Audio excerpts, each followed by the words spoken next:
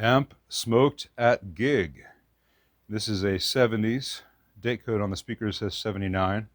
I'll look into that. There's some discrepancy with the cleats holding the baffle in place that I don't usually see in a 79 Deluxe Reverb. It might be a later amp in an earlier cabinet. We'll find out all that stuff. I brought it out here to the front porch to get this natural light so you could see some things that are hard to see with the shadows cast by my bench light.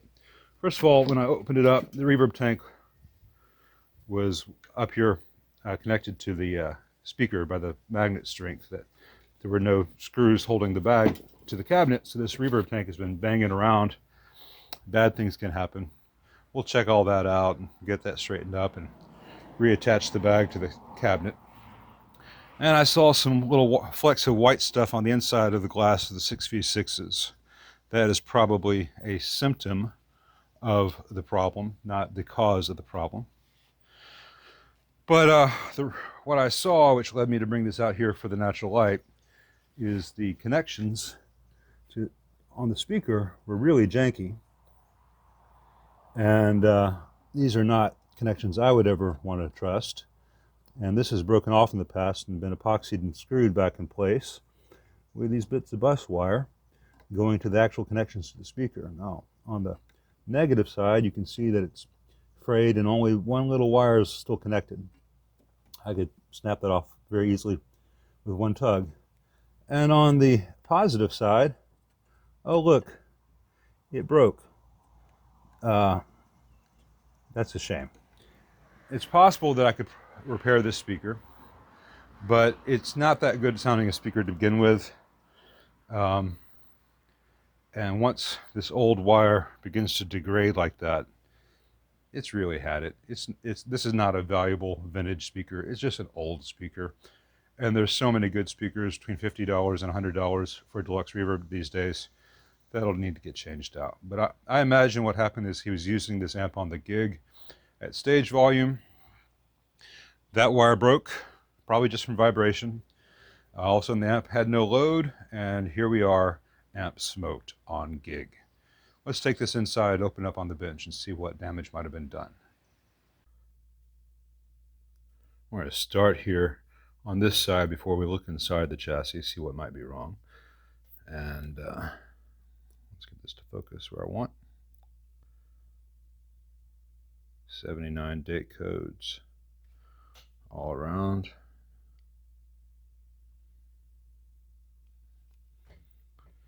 All right, and whenever I have one of these on the bench, any Fender, the first thing I do before I do anything else is just verify that some of the stuff that commonly comes loose is tight. So the screws on the choke, the screws on the output transformer,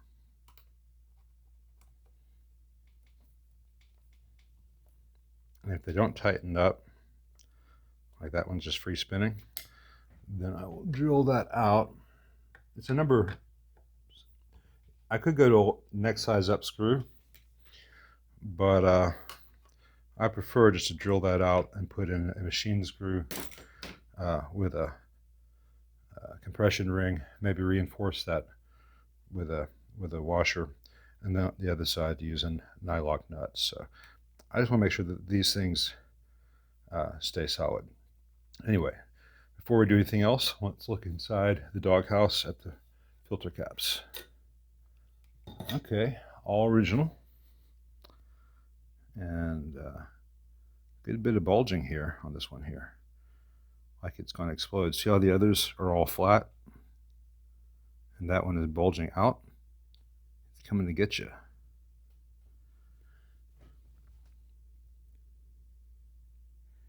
It's interesting. Usually when there's a leakage, there'll just be one small bump. I think of them as warts. But this one, the entire cap there is wanting to spew out, and it looks like some is vented out here. This white stuff, that's electrolytic. So this amp, unsurprisingly, needs all new filter caps. And let's see. Yeah, these got date code's consistent with the amp. I guess I'll address something here that I get asked about, but I don't think I've ever answered in a video. There are guys who will take these cardboard tubes off of these old caps, and they will stick a new cap inside the cardboard tube. Sometimes they'll use epoxy. Sometimes they'll even take the ends off the old cap and cosmetically make it look the same. I don't do that, and I will not do that, because I think it's both a stupid use of resources for a part that people don't see, and it reinforces some false notion that these things were inherently great to begin with, and you must have the rolls from old toilet paper inside your amp, or the amp won't sound great. Nonsense, nonsense, nonsense. These were fine caps for the time. New ones, in many ways, are better. The F&Ts I'm going to put in here are going to be better than these have been since probably 1983. And I don't want someone to look inside a picture of an amp that I've worked on and see these toilet paper rolls and think that they're original when inside is a new cap. I want people to know what work has been done. So you look in the picture of this amp when I'm done, you'll see F&Ts. There'll be a date code. Everything will be done perfectly. Someone will know that it has been recapped, and it is recapped well, and no one could possibly be sold an amp thinking that it's all original. Not that you would want all these original filter caps. See this one about to die. But people think that that makes an amp valuable. So these will be returned in a bag to the owner, who, if he ever sells it to someone who fetishizes over toilet paper rolls, there the tubes will be. But they will not be going inside the amp. Let's flip this over and see what awaits us inside. All right, looking through the amp, nothing is obviously smoked. It's got a replacement power cable. The ground is longer than the hot and neutral. That's good. You can't see it in this picture, but they left the death cap in on the polarity switch. That's not great. And they have the hot and neutral wired as it was from the factory rather than done properly. There's some dirt on that wire going for the CT the reservoir negative, but that's just a film that builds up on that plastic over the years.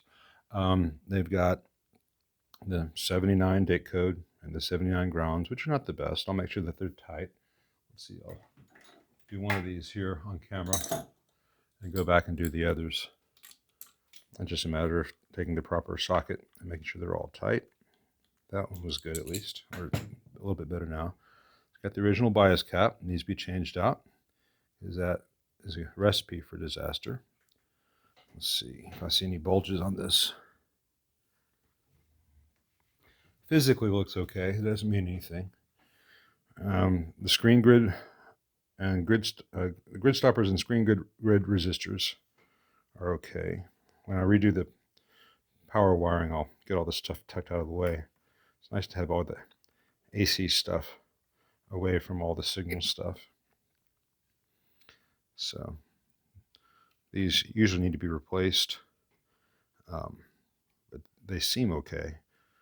That'll be up to the owner after I see what else the amp needs. Being a 79, it's got these caps to ground off the grids. They added those. I'm really wondering about that date code. That may not be a date code after all. I think this is a 69, not a 79. I think 9 is the year. The earlier ones would have a different format for this code, but actually have the year for the last two digits. And I say that because the wire in this and that baffle being screwed to cleats rather than dado and include, and also these little wire connectors here on the input jacks. I'm increasingly sure this is a 69 amp, and the date code on those transformers is also a 9, being 69, not 79. Because 79 would have had tons of white spaghetti. All this wire would have been thick white spaghetti, would have been going everywhere. This is very typical of a 69, where it's very thin wire, lots of excess length, but nowhere near what you get in the later ones. And I've only ever seen these wire connectors like this used on 69s. And after 72, I've only seen baffles dadoed rather than screwed to cleats. So I'm increasingly sure this is a 69 amp, which is a better amp than a 79. So that's good. Everything in here is original, as far as I can tell, with the exception of the power cable. And that is good and bad. It needs all new cathode bypass caps. And this board has not been waxed, so if it has any DC leakage present, it's going to be relatively minor. Nowhere near what you're going to get post 73 amp. So all that is good. Now I need to call the owner because he said it was smoking on gig. I want to know how much smoke. And the only thing in here that I see that could possibly have been smoking is potentially bad news.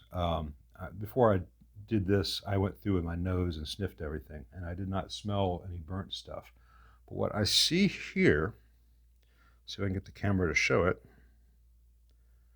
Let's see, I have to bump up the exposure.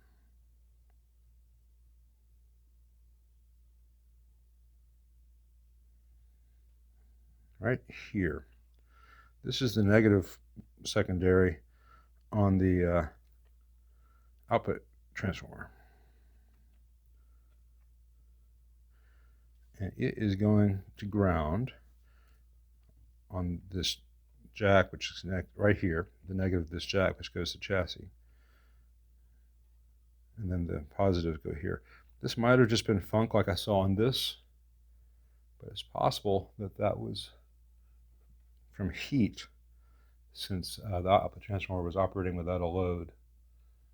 I don't know whether that is an actual burn. Really hard to show here what I was seeing, even with the lighting increased. It's funny how the eyes can see things that cameras spaz out about. Anyway, so I have concern that it's possible that the wires to, from, or the wires inside the output transformer had an issue. It's more likely that the output tubes took a hit.